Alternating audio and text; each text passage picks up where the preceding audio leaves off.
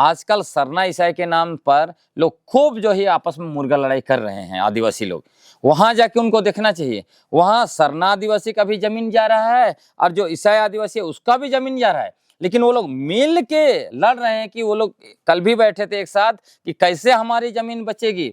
इसलिए ये जो बाहरी लोगों को बसाने का जो नीति रीति चल रहा है, इसको रोकना होगा। आदिवासियों को आपस में लड़ाई भिड़ाई छोड़ के जो है हमारी जल जंगल जमीन को बचाने के लिए एकजुट होना होगा। और झारखंड सरकार राज्य के आदिवासी और मूलवासी इलाकों में स्मार्ट सिटी के नाम पर बाहरी लोगों को बसाने की योजना बना रही है।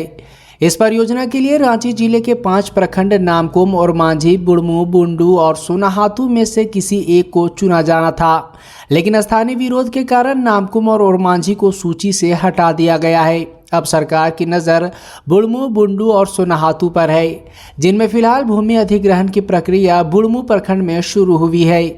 30 अक्टूबर को रांची के उपायुक्त बुढ़मू पहुंचे थे, जहां प्रशासनिक टीम ने सिदरौल, आरा, चकमे, बाड़े और मतवे गांव की लगभग 1500 एकड़ जमीन को चिन्हित किया। इसके बाद ग्रामीणों में गहरा आक्रोश फैल गया।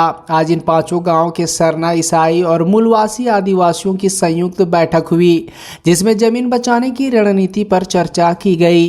सभी समुदायों ने एक स्वर में कहा कि वे अपनी पुश्तैनी जमीन किसी भी कीमत पर नहीं छोड़ेंगे। सामाजिक कार्यकर्ता ग्लैडसन डुंगडुंग ने कहा कि आजकल सरना और ईसाई के नाम पर आदिवासी आपस में लड़ रहे हैं, लेकिन बुढ़मू में जाकर देखिए, वहां सरना आदिवासी और ईसाई आदिवासी दोनों मिलकर अपनी जमीन की रक्षा के लिए संघर्ष कर रहे हैं। वे कल भी साथ बैठे थे कि कैसे अपनी भूमि को बचाया जाए। उन्होंने आगे कहा कि आदिवासियों को अब आपसी मतभेद और धर्म के नाम पर लड़ाई छोड़कर जल जंगल और जमीन की रक्षा के लिए एकजुट होना होगा। यह जो बाहरी लोगों को बसाने की नीति चल रही है, इसे रोकना जरूरी है, चाहे परियोजना बुढ़मू में आए, सोनाहातू में या तमाड़ में।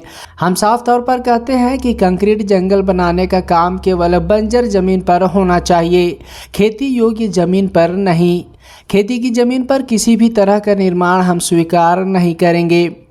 ग्लैडसन ने चेतावनी दी कि यदि सरकार ने आदिवासियों के अधिकारों की अनदेखी की तो यह आंदोलन झारखंड के हर कोने में फैल जाएगा।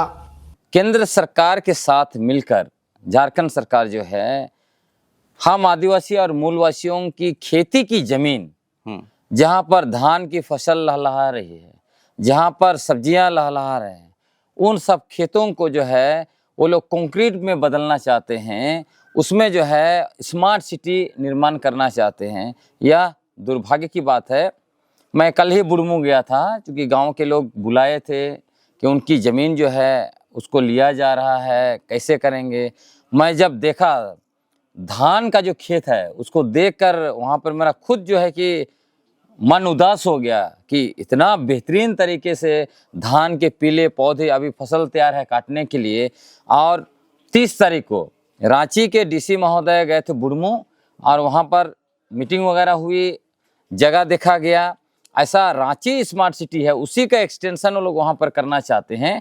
और दस्तावेज आप देखेंगे तो वहाँ दिख रहा है 600 एकड़, लेकिन उन्होंने 1500 एकड़ एरिया को जो है वो ड्रोन मैपिंग कर लिया है, सर्वे किया हुआ है, जिसमें लगभग 5 गांव का क्षेत्र आ रहा है।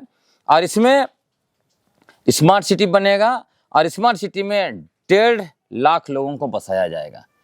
आजकल सरना ईसाई के नाम पर लोग खूब जो है आपस में मुर्गा लड़ाई कर रहे हैं। आदिवासी लोग वहां जाके उनको देखना चाहिए। वहां सरना आदिवासी का भी जमीन जा रहा है और जो ईसाई आदिवासी है उसका भी जमीन जा रहा है, लेकिन वो लोग मिल के लड़ रहे हैं कि वो लोग कल भी बैठे थे एक साथ कि कैसे हमारी जमीन बचेगी।